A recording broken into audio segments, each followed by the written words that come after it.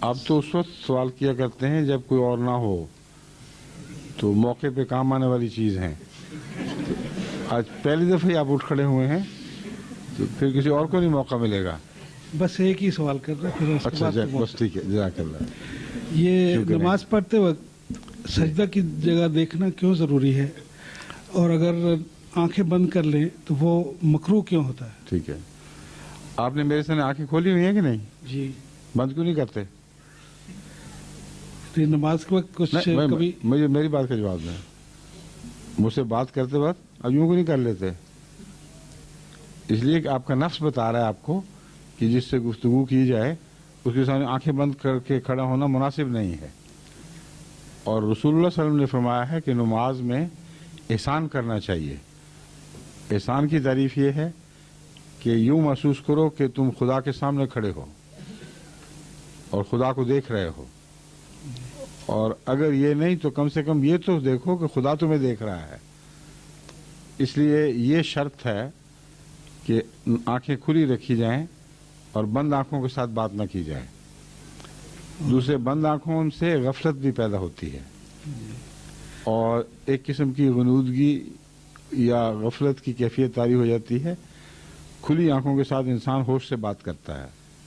ایک منٹ ٹھہر جائیں، ابھی آپ کا سوال باقی ہے.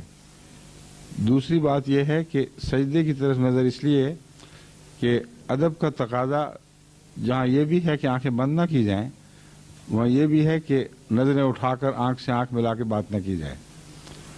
اور طبعاً فطرتاً ہر جگہ جب ادب غالب ہو تو انسان کی نظریں جھک جاتی ہیں. اس لیے حضرت صلی اللہ علیہ وآلہ وسلم نے فرمایا کہ سجدہ گاہ پہ نظر رکھو.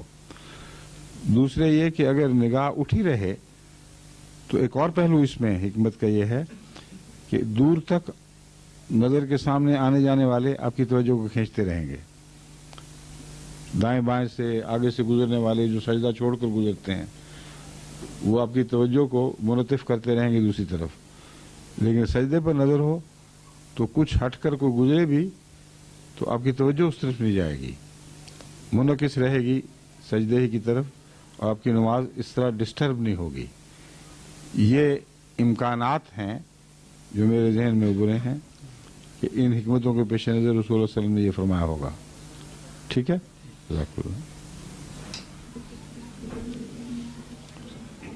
تشریف لائیے. حضور میں بلجیم جماعت سے تو میرا تعلق نہیں ہے، میں جرمنی سے. اچھا، تو میرے ایک دوست ہیں. وہاں نہیں موقع ملا آپ کو سوال کرنے کا؟ نہیں، اصل بات یہ تھی کہ یہ سوال میرا ہے ہی نہیں. اچھا، اس لیے دوسروں کے سوال آپ جرمنی سے باہر کرتے ہیں؟ نہیں، وہاں موقع بھی نہیں ملا. یہ بات بھی ٹھیک ہے، یہ کہیں نا انہوں نے مجھے بعد میں ہی یہ سوال کیا. اچھا، آپ وہاں سے آ چکے تھے. ٹھیک ہے ٹھیک ہے. تو میرے ایک ایرانی دوست ہیں جی، اور وہ ایران میں ڈاکٹر تھے. ڈاکٹر تھے، اب یہاں پر وہ جرمنی تشریف لے آئے ہیں. جرمنی آ گئے ہیں کافی عرصے سے، لیکن کام نہیں کر رہے.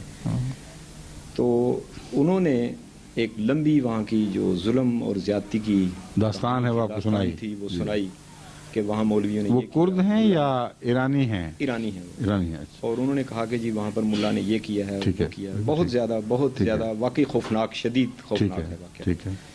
میں نے ان سے کہا، اصل میں بات یہ تھی کہ میں نے ان سے یہ سوال کیا کہ میں نے اکثر دیکھا ہے کہ ایرانی جو یہاں پر ہیں وہ یا تو دریا ہو گئے ہیں، اور یا وہ لوگ عیسائیت کا اعلان کرتے ہیں کہ ہم عیسائی ہیں، اور زیادہ تر وہ مذہب کا ذکر ہی نہیں کرتے، دلچسپی کم لیتے ہیں، اپنے آپ کا اظہار ہی نہیں کرتے. تو اس کی کیا وجہ ہے؟ تو انہوں نے جب یہ لمبی ایک کہانی سنا کے مجھے کہنے لگے کہ خدا تعالیٰ سے انسان یا اس طرح آسانی سے بھاگتا نہیں. یہ مذہب انسان کے اندر ہوتا ہے، وہ کبھی نہیں نکلتا. تو وہ کہنے لگے کہ میں نے بھی کئی بار یہ سوال کیا ہے، تم ہی مجھے بتا دو کہ آخر اتنا جب ظلم ہوا ہے تو بے شمار ان گنت بے گناہ تھے، لکھوں کھا لوگ تھے جو بالکل بے گناہ تھے. تو ان کی ماؤں نے بھی چیخ و پکار کی خدا تعالیٰ کے حضور، ان کے بچوں نے بھی کی. تو خدا تعالیٰ آخر کب ان کی سنے گا، کیوں نہیں سنتا؟ یہ سوال ہے. یہ سوال تھا. تو سوال یہ ہے کہ کیا انسان کو اس دنیا میں یہ اختیار نہیں ہے کہ وہ گناہ گار بنے یا نیک ہو جائے؟ یہ اختیار ہے کہ نہیں ہے؟ تو جب خدا نے اختیار دیا ہے اور آزمائش کا دور ہے تو چھینے کیوں پھر یہ اختیار کسی سے؟ اور دوسرا یہ وہم ہے کہ دوسرے سارے معصوم لوگ ہیں. اکثر دنیا جب ساری کی ساری دونوں طرف کی بد ہو جایا کرتی ہے، پھر ایک بد دوسرے پر ظلم کیا کرتا ہے اور عملی حالت سب کی گندی ہوتی ہے. یہ فرضی بات ہے کہ بڑے بزرگ اور نیک لوگوں پر ظلم ہوئے ہیں. دوسرے اگر وہ حقیقت میں نیک اور بزرگ ہوتے تو اللہ کی آواز پر لبیک کہنے کی ضرورت کیوں نہ کرتے؟ وہاں جماعت کا پیغام بھیجا گیا، وہاں ہمارے جو مبلغ تھے بڑی تکلیفیں اٹھا کر پھر وہاں سے رخصت بھی ہو گئے. بڑی ابتدا کی بات ہے، قوم نے توجہ نہیں کی. یہ ایرانی جو دنیا میں باہر ملتے رہے ہیں، یہ کٹر شیعہ رہے یا کچھ اور تھے، مگر جماعت کی طرف توجہ نہیں دی انہوں نے. تو جنہوں نے خدا کی آواز پہ لبیک نہیں کہا، خدا ان کا نوکر تو نہیں کہ ان کی آواز پہ لبیک کہے. قرآن کریم نے دعا کا فلسفہ یہ بیان کیا ہے کہ تم میری بات سنو گے تو میں تمہاری بات، تم دعا کرتے ہو فاستجیبوا لی، میں تمہاری دعا کو سنتا ہوں، لیکن تم پر یہ لازم ہے فاستجیبوا لی کہ تم بھی میری بات کا مثبت جواب دیا کرو. یک طرفہ فیصلے نہیں ہوا کرتے. تعلقات اگر ہیں تو دو طرفہ ہوں گے، خصوصاً مالک سے تعلق یک طرفہ ناممکن ہے. خدا کوئی گھر کا نوکر تو نہیں کہ جب چاہ بلا لیا جب چاہ چھٹی کر دی. ان لوگوں نے کب خدا کی آواز پہ لبیک کہا، کب اپنے حالات بدلے، کب فرضی مذاہب سے نکل کے باہر آئے، کب خدا کی آواز پر لبیک اس وقت کہا یا اب تیار ہوئے ہیں. ان کی ساری زندگی بتا رہی ہے اور ان کا دہریہ ہونا بتا رہا ہے کہ پہلے بھی خدا سے کوئی تعلق نہیں تھا. یہ ساری باتیں قابل غور ہیں. کائنات کے نقشے کو سمجھا جائے، اللہ تعالیٰ نے انسان کو اس کی آزمائش کے لیے اس دور میں آزاد رکھا ہے. جب آزاد رکھا ہے تو اس میں ظلم بھی ہوں گے. ان ظلموں کے نتیجے میں اگر وہ بندے جن پر ظلم ہوں وہ خدا کے بندے ہوں تو اللہ پھر اپنی طرف سے اس کی جوابی کارروائی کرتا ہے، ضرور کرتا ہے. جو نہ ہوں ان وہ نہیں کرتا. یہ قانون ہے. پاکستان میں دیکھیں کیسی جوابی کارروائی خدا تعالیٰ کی طرف سے ہو رہی ہے. جب یہ شروع میں انہوں نے ظلم کیے جماعت پر تو وہ خطبہ آپ دوبارہ سنیں تو حیران رہ جائیں گے کہ کس طرح لفظاً وہی ہوا ہے. میں نے کہا تم ایک دوسرے کو مدد کے پکارو گے، کوئی تمہاری مدد کو نہیں آئے گا. تمہاری ساری قوم پھٹ جائے گی. تم مظالم کرو گے ایک دوسرے پر، کوئی نہیں تمہاری سنے گا. اور تم سمجھتے ہو کہ تمہارے یہ جرائم بغیر سزا کے چلے جائیں گے؟ ہو ہی نہیں سکتا. یہ وہ کسی نے وہ دوبارہ خدا سن کے مجھے کہا کہ وہ حیران رہ گیا ہے. ایک ایک لفظ، ایک ایک نقشہ بین ہی اسی طرح ہوا ہے جیسا کہ آغاز کے خطبات میں نے پاکستان کو متنبع کیا تھا. تو ہم خوش تو نہیں ہیں کہ ان کو تکلیف پہنچتی ہے، مگر اس بات کا اور بھی دکھ ہے کہ ہماری قوم ہے جو اس قدر مصیبت اٹھا رہی ہے لیکن توجہ نہیں کر رہی. جو باتیں ہیں پاکستان میں جماعت احمدیہ کے خلاف ہوئی تھی وہ ایک دوسرے کے خلاف کر رہے ہیں. ایک دوسرے کو کافر، ایک دوسرے کو غیر مسلم، ایک دوسرے کا اغوا، ایک دوسرے کے گھر لوٹنا، قتل و غارت، اور کوئی پوچھنے والا نہیں. تو یہ دیکھیں خدا دکھائی دے رہا ہے کام کرتا ہوا. جہاں خدا سے تعلق ہی کوئی نہیں وہاں کہاں خدا دکھائی دے گا. سمجھ گئے؟ شکریہ. فرمائیے کون ہے آپ کے بعد پھر وہ ٹھیک ہے. السلام علیکم. وعلیکم السلام ورحمۃ اللہ. میں کراچی سے تعلق ہے. جی میرا سوال ہے فرض کے بعد جو تسبیح کی جاتی ہے تو اگر فرض کے بعد کی جائے زیادہ ثواب ہے یا اس کے پوری نماز کے بعد تسبیح کی جائے ثواب زیادہ ہے؟ ہر نماز کے حصے کے بعد لمبی تسبیح کرنا دستور نہیں ہے. فرض کے بعد حضرت صلی اللہ علیہ وآلہ وسلم تھوڑی دیر بیٹھا کرتے تھے جس میں یہ دعا کی رب وہ ہے اللہم انت السلام و منک السلام تبارک یا ذا الجلال والاکرام. دوسری وہ دعا ہے جو آئینی علی ذکر کا و شکر کا و حسن عبادتک. یہ دو دعائیں حضرت عائشہ رضی اللہ تعالیٰ عنہ سے مروی ہیں کہ اتنی دیر وہاں قیام فرماتے تھے جتنی دیر میں یہ 2 دعائیں کرتے تھے، پھر اٹھ کر گھر آ جاتے تھے، وہاں پہنچ کر پھر سنتیں نوافل وغیرہ پڑھتے تھے. تو تھوڑا ذکر مان بعد یہ تو ثابت ہے رسول اللہ صلی اللہ علیہ وسلم سے، مگر یہ کہ صحابہ بیٹھ جائیں لمبے عرصہ ذکر میں، پھر اٹھ کے دعا سنتے شروع کر دیں، پھر بیٹھ جائیں، پھر نوافل شروع کر دیں، یہ دستور نہیں ہے. سمجھ گئے؟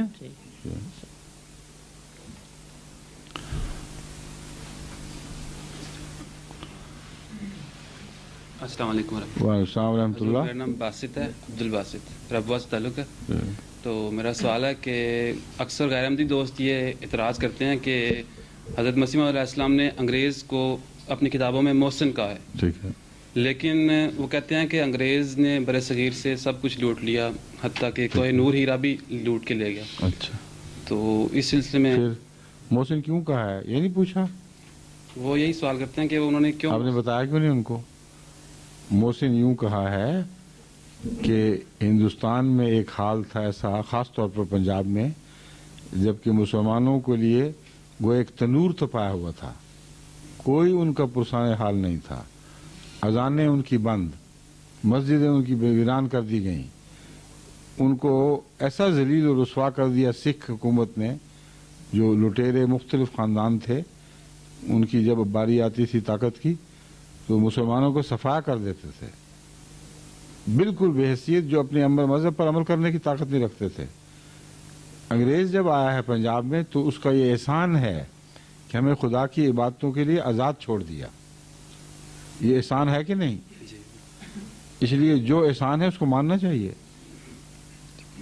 اس سے جو دوسری زیادتیاں وہ منف ختم تو نہیں ہو جایا کرتی.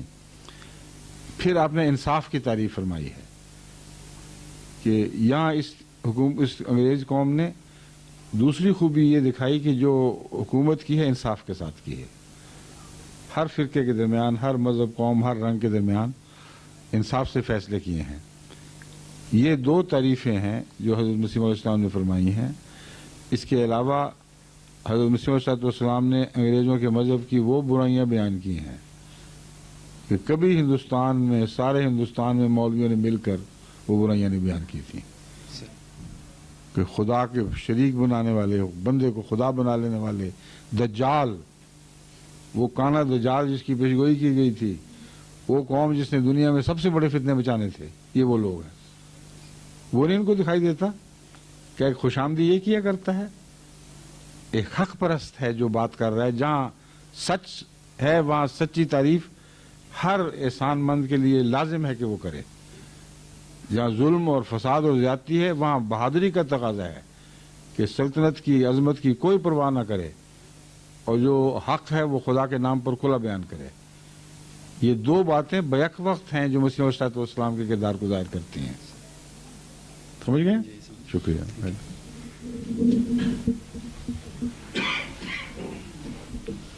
السلام علیکم. وعلیکم السلام ورحمۃ اللہ. میرا تعلق گوجرا سے ہے اور اس کے نزدیک چک ہے 400 سے جینے دھیر ہو گئی.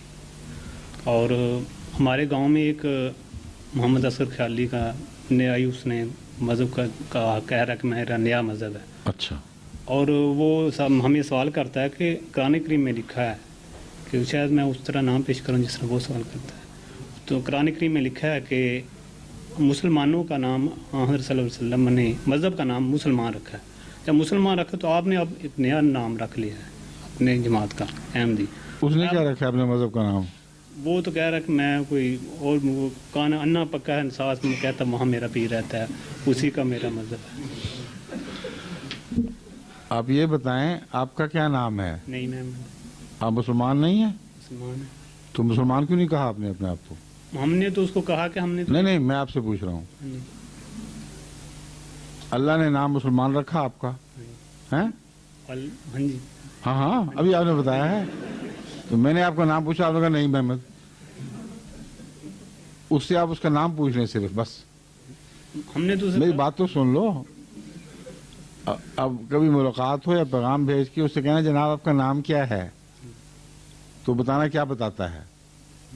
جو نام بتائے گا کو. ابھی تو تم کہہ رہے تھے کہ تمہارا نام اللہ نے مسلمان رکھا ہے، اب تم کوئی اور نام بتا رہے ہو. تو قرآن کریم نے اس کی تشریح خود فرما دی ہے کہ ہم نے تمہیں فرقوں قوموں میں تقسیم اس لیے کیا ہے لتعارفوا، کہ تم ایک دوسرے کا تعارف حاصل کرو. تو اسلام یا مسلمان ایک عمومی نام ہے، اس کے اندر تشخص کے لیے، یہ پہچاننے کے لیے کہ کوئی کس قسم کے خیال رکھتا ہے، دوسرے ٹائٹل لگانے پڑتے ہیں.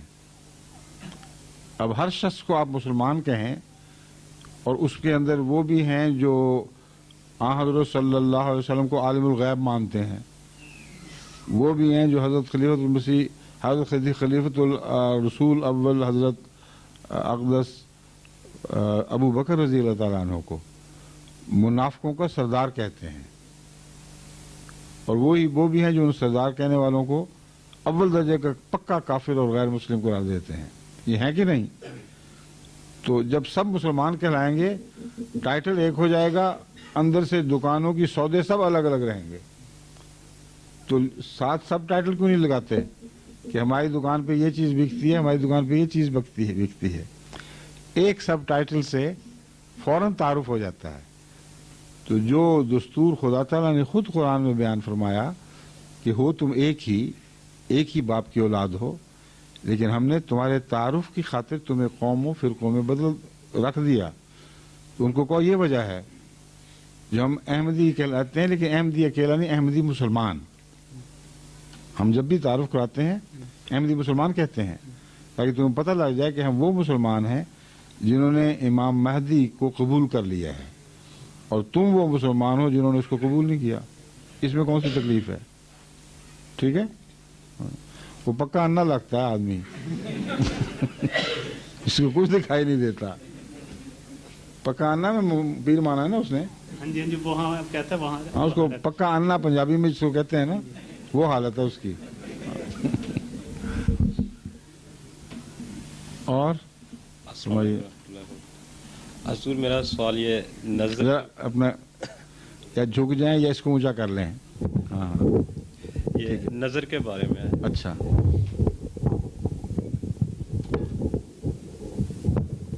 ٹھیک ہے.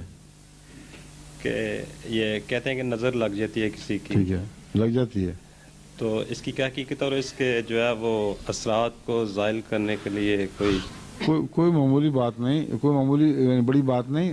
دعا کرو تو نظر ٹوٹ جاتی ہے. حضرت موسیٰ کو فرعون کے جادوگروں کی نظر لگی تھی نا کہ نہیں لگی تھی؟ جی. قرآن کریم فرماتا ہے لگی تھی. قرآن کریم فرماتا ہے کہ ان کے جادوگروں نے حضرت موسیٰ کی نظر کو بھی باندھ دیا اور وہ واقعتاً ان رسیوں کو سانپ دیکھنے لگ گئے. یہ نظر لگی یا نہ لگی؟ مجھے آیت بتائیں، اصل آیت نکالیں. نہ آیا ہم نہیں، حضرت موسیٰ والی. حضرت موسیٰ کے اوپر بھی جادو کیا اور آپ نے یہ خیال کیا کہ یہ رسیاں ہیں. تو اس کا جواب کیا تھا؟ اللہ نے بڑی طاقت کے ساتھ ان کے اس نظر کے جادو کو توڑ کے پارا پارا کر دیا. اچانک وہ رسیاں بن گئیں، اور جو ان کا فرضی خیال تھا کہ یہ سانپ ہیں وہ سب خیال باطل ہو گیا. تو علاج کیا ہے؟ دعا کے بغیر نظر نہیں ٹوٹا کرتی. کیونکہ نظر لگنے کا مطلب ہے کہ کسی آدمی کا دماغ آپ کے دماغ سے زیادہ طاقتور ہے اور اس کا بد اثر آپ کے ذہن پر قابض ہو گیا ہے. یہ مطلب ہے صرف نظر کا.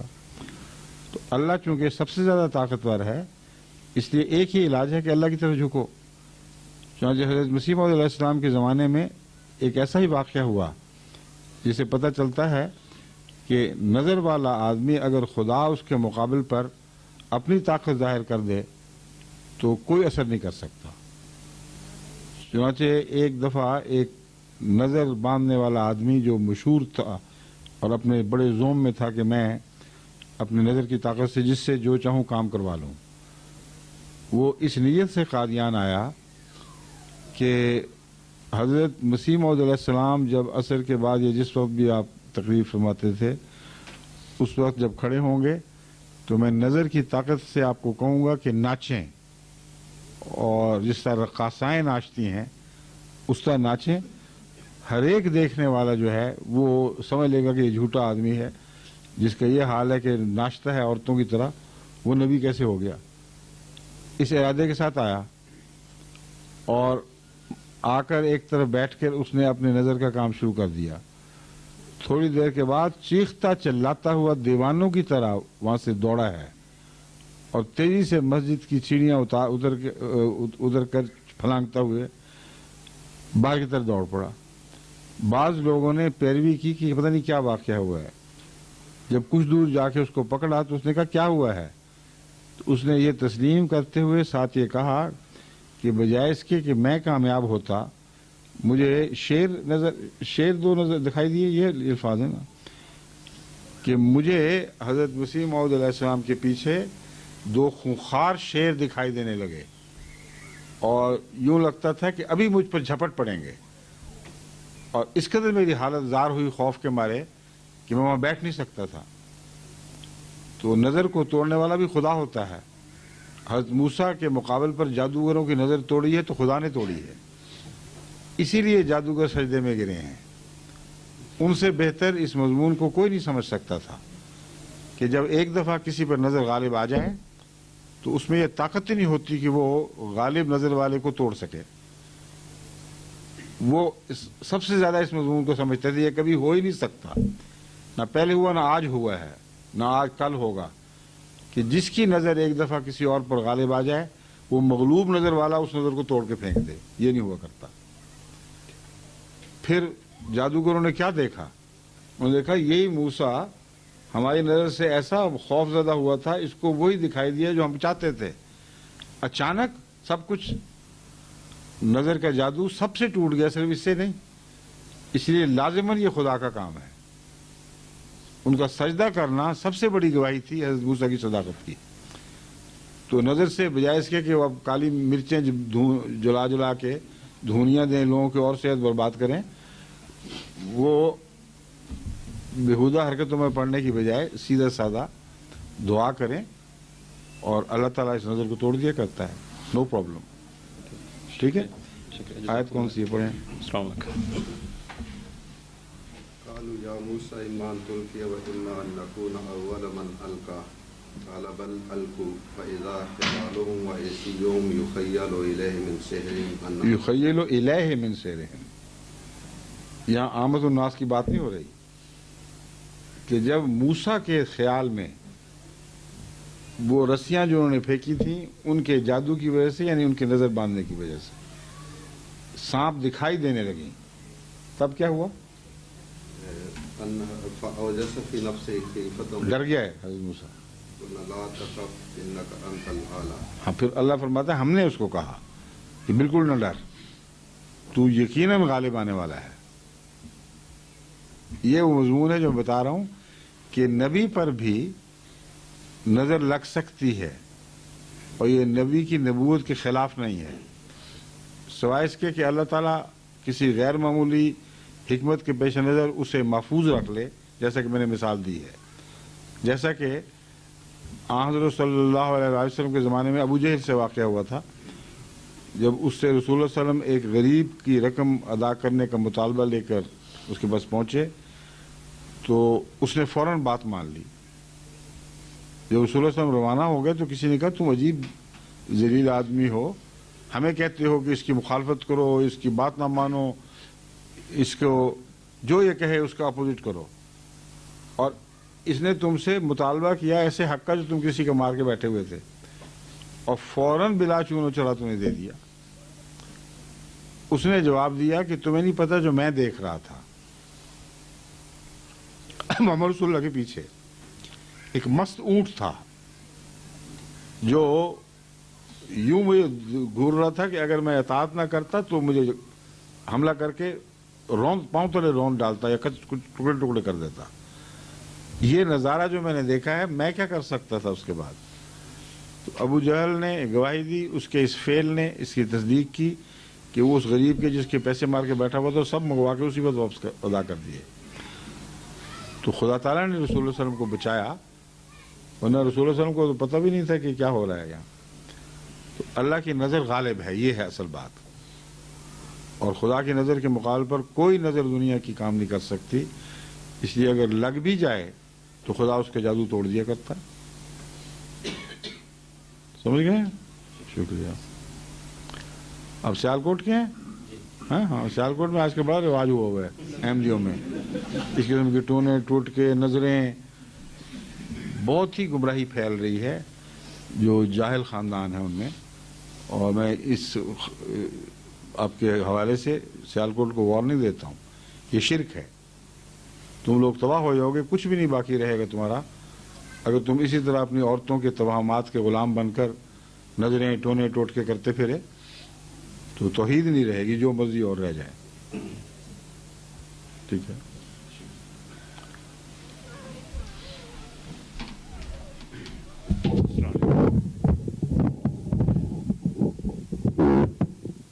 मेरा नाम नवीद अहमद है। आगे आके बताएं। जी, मेरा नाम नवीद अहमद है जी। मैं ज़िला राजनपुर से तल्लुक़ है। अच्छा जी। पाकिस्तान से। तो कब आए हैं आप वहाँ से? मुझे हो गए 2 साल। अच्छा, ये लोगों को जब उन्होंने कैद करना शुरू किया उससे पहले भाग आए थे आप? जी। हैं? हजूर, मेरा सवाल ये है कि जो पहले दौर में मुजद्दिद गुजरे हैं, आया उस इलाके के लोगों का उनकी बैत करना ज़रूरी था, फ़र्ज़ था या नहीं? फ़र्ज उस तरह नहीं था क्योंकि वो मामूर नहीं थे, अल्लाह की तरफ से मामूर नहीं थे। जी। चुनाचे हज़रत रसूलुल्लाह सल्लल्लाहु अलैहि वसल्लम ने किसी मुजद्दिद के लिए ये नहीं फरमाया कि जाके उसकी बैत करो, मगर इमाम महदी के लिए फरमाया है। ये फ़र्क है। मामूर वो होता है जिसको खुदा इमाम भी बनाए और उसका मानना सब पर फ़र्ज कर दे। कोई ऐसा मुजद्दिद नहीं आया जिसने खुद ये दावा ही किया हो कि सारी उम्मत मुस्लिमा के लिए मेरा मानना फ़र्ज है। नहीं, वही तो मैं कह रहा हूँ कि उस वही तो मैं भी कह रहा हूँ। इलाके के एरिए के जो लोग थे, इलाके वालों के लिए भी मैं बता रहा हूँ, ना इलाके के लिए ना बाहर के लिए। किसी जगह भी खुदा ताला ने किसी मुजद्दिद को बतौर मुजद्दिद मानकर उसके पीछे चलने का जिक्र नहीं फरमाया, लेकिन जो उसने फ़ायदा पहुँचाया उससे सारों ने हिस्सा पाया। उसने तजदीद दीन की यूँ की कि जो गलत ख्यालात राइज हो गए थे उनके खिलाफ जहाद किए, और लोग उसको मुजद्दिद कहते थे या ना कहते थे, उसकी बातें मानते थे, और रफ्ता रफ्ता उसकी इज्जत दिलों में पैदा हुई है। इसलिए वो मामूर नहीं था मगर मुसले ज़रूर था। समझ गए? जी, शुक्रिया।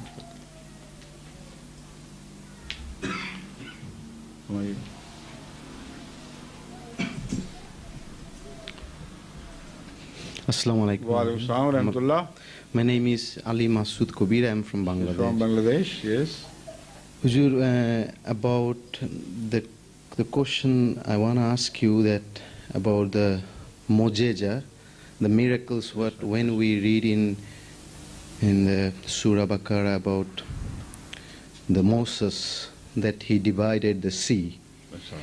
And when I read the explanation, then I saw that the explanation is given according to our Jamaat, that is logical and historical like this.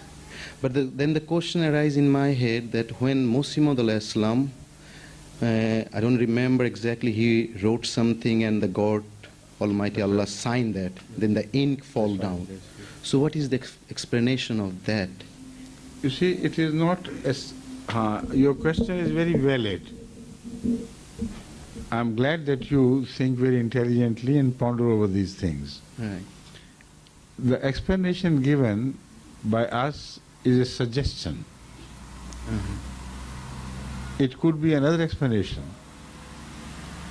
And the recent discoveries, archaeological discoveries, are in fact opening new possibilities as to what might have happened. Right.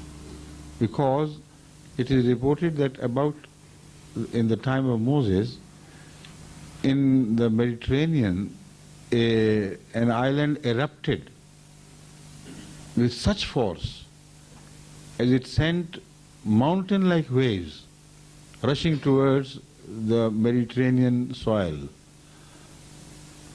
Egypt being one of those places which stood by the mouth of the Mediterranean, by the side of the Mediterranean. So some scholars have suggested that that special event must have taken place during that time. The mu'jiza was not that Moses crossed the sea.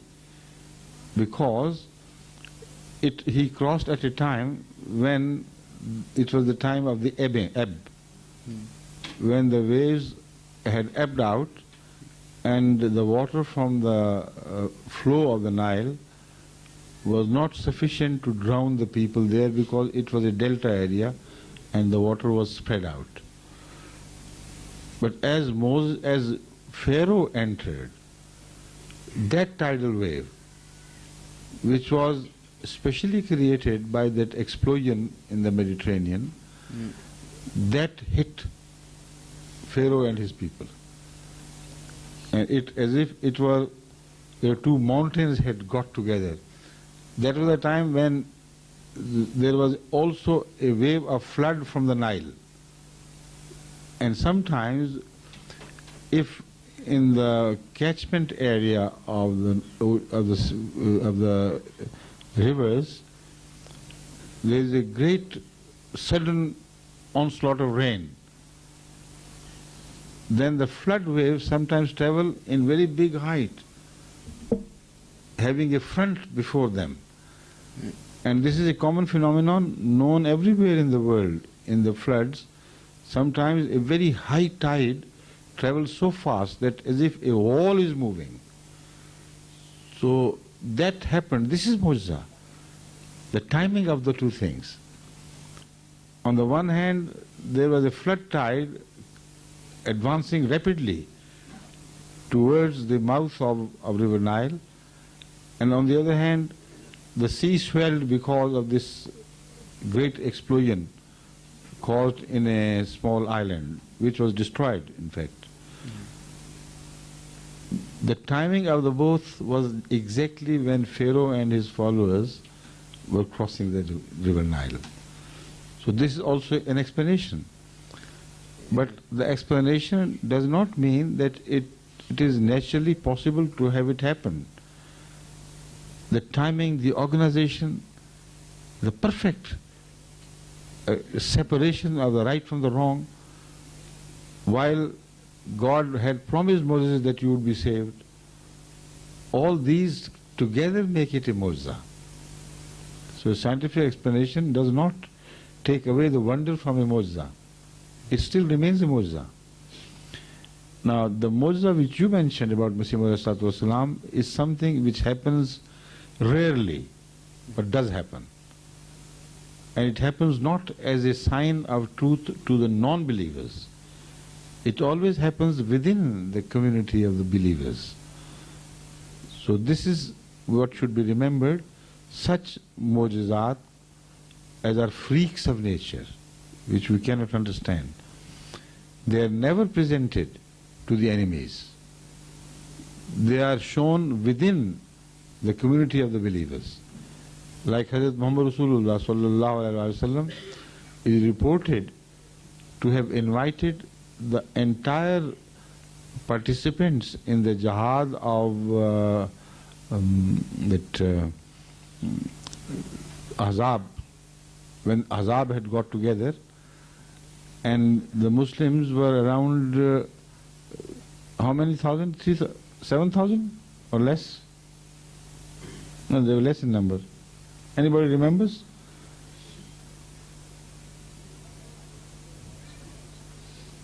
There were certainly more than the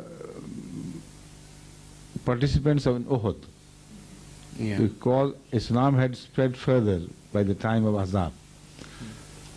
So all who were involved in digging the channel to separate, to save the Medina territory from the invading tribes,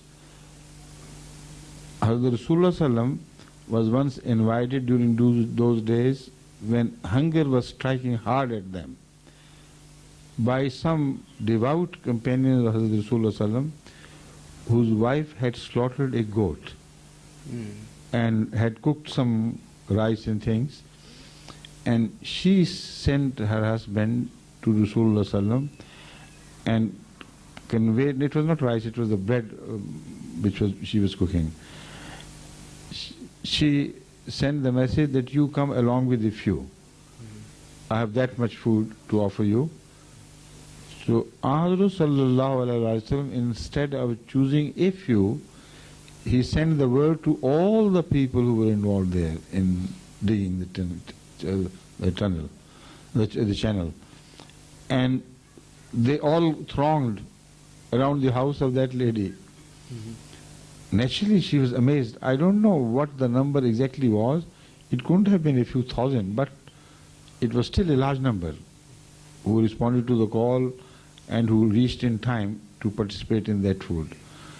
Rasulullah told her to cover the cauldron where something was cooked, good meat was cooked, and cover that we call parat, that dish where kneaded flour was kept with some cloths.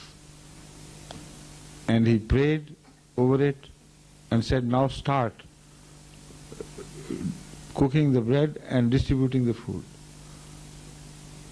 And very authentic reporters tell us that they kept on distributing the food, and neither the kneaded flour ended nor whatever was cooked of meat in the cauldron finished until everybody was fed. And when this was over, then there was enough left for the family to eat. Now, this is something which is not presented for the non-believer's eyes. Such mu'jizat take place only to increase the faith of those who have already believed. Because about the mu'jizat, such mu'jizat, the Holy Quran says, never have people benefited from mu'jizat. When have they? Pharaoh and his people, despite seeing so many mu'jizat, still rejected the truth, and it all happened also at the time of Jesus Christ. He is known to have shown many mu'jizat, but how many could he convert? 30 at most, two of which had renegated, of course. So this is the nature of mu'jizat. There is some mu'jizat are called khawariq adat. They're freak of nature. They're in breach of apparent breach, not real. Apparent breach of the laws of nature. Such mu'jizat take place not for the enemy's eyes, but for the eyes of the believers. And this is the mu'jiza which you have mentioned is just one of those. So Huzur, you see on that point the problem comes. One of my friend, I gave him the books from Muslim Islam. So he told me that he believes Muslim Islam. He is the promised Messiah. Mm-hmm. But he doesn't interested. He didn't say I don't believe like all the caliphs later. Okay. Because he said when I also present him the Quran, he said the way it was, the explanation was given, that our Jamaat want to show that more logic, the history and more logic like this. So because the Holy Quran is a logical book.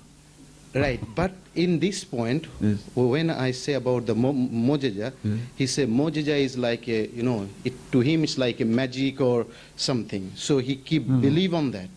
You see, I have told you two incidents. Number one, that which took place in the small room by the side of the Mosque Mubarak. Yeah. And the other moja which was seen and witnessed by a large number of people at the time of Hazrat Muhammad Sallallahu Alaihi Wasallam. But it was not presented to the non-believers, not even quoted to them.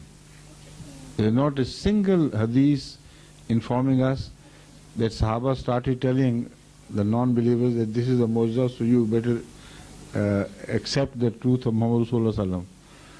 So there are two different types of mu'jizat. Right. But still, it is for you to convey as best as you can. If he is not guided, it's not your responsibility. Right? Right? Thank you.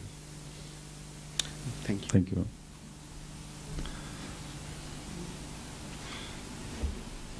Ladies side? Instruction from the police about sparking of some cars. The police has requested that those of the guests visiting the mosque whose cars, अच्छा मैं उर्दू में बता देता हूँ, ऐलान लिखा हुआ है, मैं पढ़ देता हूँ। बराए मेहरबानी वो गाड़ियाँ जो फुटपाथ पर खड़ी हैं, वो जिन अहबाब की हैं वो वहाँ से हटा लें, जिनमें जर्मनी की गाड़ियाँ भी हैं। अगर ना बोलें, अगर ना वगरना पुलिस वाले कह गए हैं कि 10 मिनट बाद कार्रवाई करें। वगरना लिखा हुआ है, मैं अगर ना पढ़ रहा था। वगरना पुलिस वाले कहते हैं कि वो कार्रवाई करेंगे। इसमें से 5-6 मिनट तो गुजर ही चुके होंगे। अब दौड़ने की करो जिसकी कार है। अच्छा भागे, दौड़े दौड़े, शाबाश। सब जो बाहर वाले हैं उनको भी बता दें, कोई बाहर खड़ा हो शायद कोई जर्मनी वाला, बाहर भी ऐलान करवा दें, किसी अपने नुमाइंदे को भेज दें, वहाँ जाके अपनी निगरानी में रिमूव करवाए और पुलिस को इतला करवा दें कि we are doing it. Unnecessary वो घबराए नहीं। हाँ ठीक है, ठीक है। अच्छा जी, और फरमाइए जी, क्या हो गया आपकी टांग को? कहाँ, कब? अच्छा, वो कार का एक्सीडेंट था? जी नहीं, मोटरसाइकिल से। अब मोटरसाइकिल चलाते हैं? जी जी।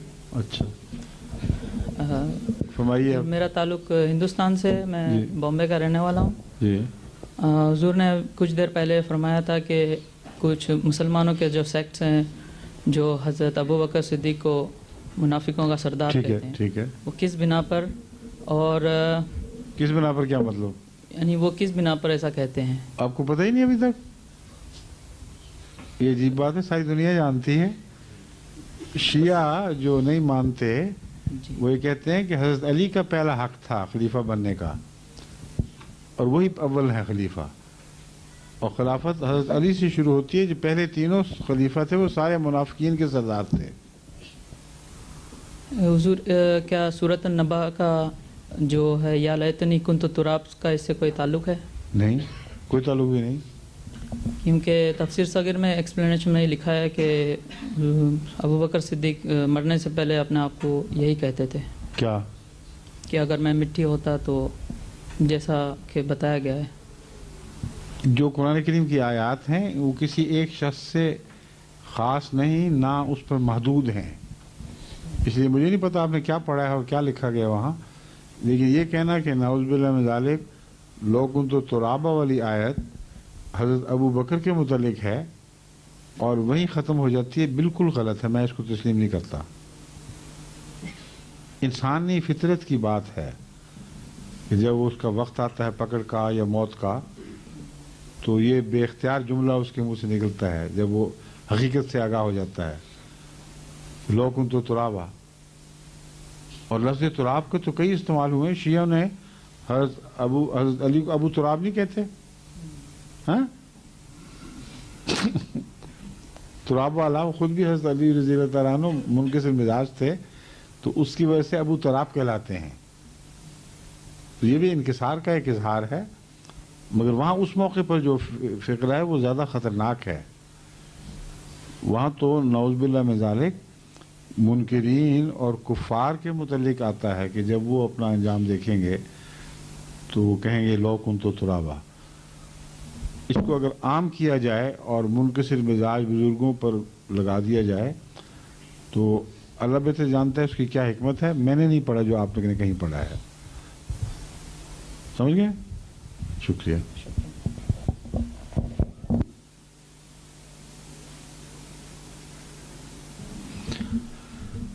और कोई है सवाल? या 10:30 तक हमारा ख्याल था बैठने का, अभी हैं कुछ मिनट हैं, फरमाइए। जमात बेल्जियम के सवाल करने वाले कहाँ चले गए? वरना उन्होंने दोबारा आ जाना है। हाँ हाँ, मैं वार्न कर रहा हूँ इनको। आ जाएं फिर।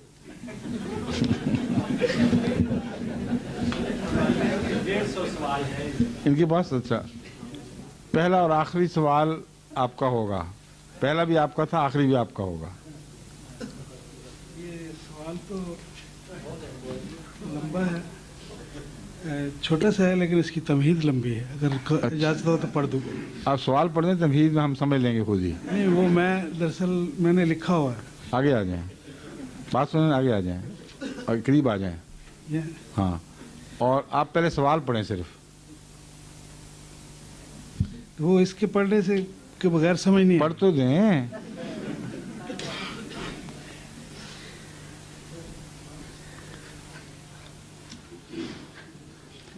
अल्लाह ताला ने आदम आपने फिर तमहीद पढ़नी शुरू कर दी है। हैं जी?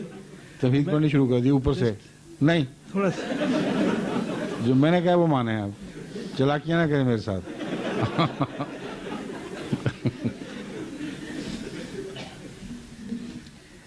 तो मेरा सवाल असल ये था कि ये है। हाँ, क्या है? अल्लाह ताला सूरह सजदा में फरमाता है, वलो शेना ला आतना कुल्लु नफ्सिन हदाहा अताना कुल्ला नफ्सिन हदाहा। कुल्लु नफ्सिन, कुल्ला नहीं, कुल्ला होना चाहिए। कुल्ला नफ्सिन हदाहा हक्कल कौलो मिन्नी लामला अन्ना जहन्नम मिनल जिन्नत वन्नास अजमईन। ठीक है। तो इसके मुतल्लक मैंने ये नहीं, तभी समझ गया बात आपकी। तो क्या यानी अल्लाह ताला ने ये सब खुद यानी इरादा किया था कि इस तरह मैं करूँगा, इस तरह होगा? तो फिर आपने सारा कुरान नहीं पढ़ा? सारा कुरान पढ़ा। वहाँ अल्लाह ताला ने रहमत के मुतालिक भी यही बयान फरमाया हुआ है कि इसीलिए हमने इंसान को पैदा किया था ताकि उसको उस पर रहमत करें। तो दो वजूहात हैं, बाज़ों को रहमत पहुँचे खुदा की, बाज़ों को अजाब। लेकिन जिनको अजाब पहुँचे उसका फ़लसफ़ा कुरान करीम में दूसरी जगह बयान फरमा दिया है कि हमने दोनों बातें खोल दी थी उन पर। चाहते तो सच का रास्ता इख्तियार करते, चाहते तो बदी का रास्ता इख्तियार करते, झूठ का। जिसने जो रास्ता इख्तियार किया खुदा ने उससे वैसे ही सलूक किया। और ये है खुदा की कायनात का जो स्कीम ऑफ थिंग जिसको कहते हैं, फ़लसफ़ा।